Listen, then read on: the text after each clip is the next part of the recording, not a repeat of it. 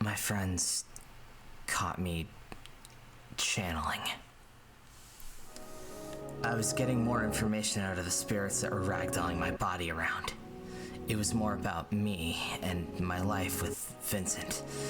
My life as a member of Rose Gold, an emo band that this town was just getting more and more aware of. I was the bassist, but I was also the lead vocalist. I had trouble with it at first, but I was absolutely selling it. Wish I could still play bass. I forget how. Then you had Vinny on lead guitar and the brains of most of the lyrics. Eddy Lotts was the drummer. Halloway was on rhythm guitar. People liked our band, our sound, and I was happy to see people show up to our gigs, cheering for us. But it wasn't perfect. Behind the scenes, things were shaky.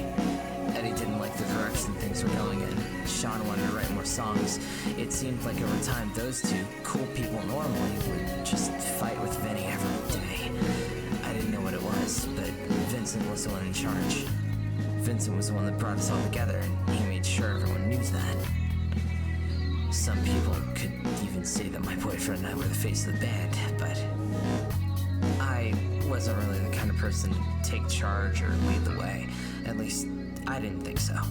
Vincent didn't think so either. He'd tell me exactly where my place was, and it felt good because it felt like I wanted it to. I knew where I was. Vinny put me there, and that was all I needed.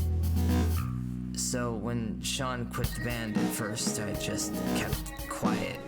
The screaming had stopped. Vincent was livid. Eddie gave me this look like, why aren't you doing anything? A little while later, I told Vincent that I talked to Sean. He was against it, naturally. The heat was still there, I could tell, but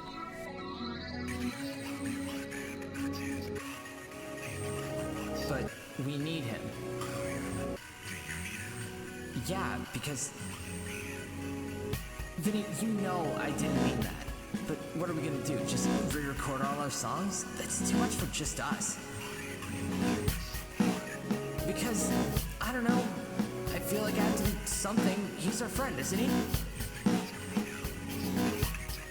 Unless you have someone that can play better than him, just relax, Vinny. You do so much for this band, but I'm a part of it too, and I want to help. So then I call Sean and set up a talk to figure all this out. He crashed his car the morning of. The funeral was a tearful one for me, like everyone except Vincent.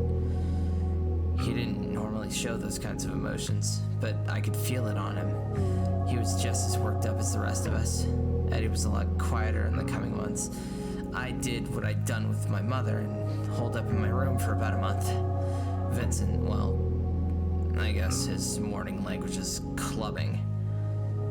It wasn't much longer after that when arguments started up again. Vinny and Eddie were at each other's throats all the time. A part of me was afraid that he'd die like Sean did if he quit the band.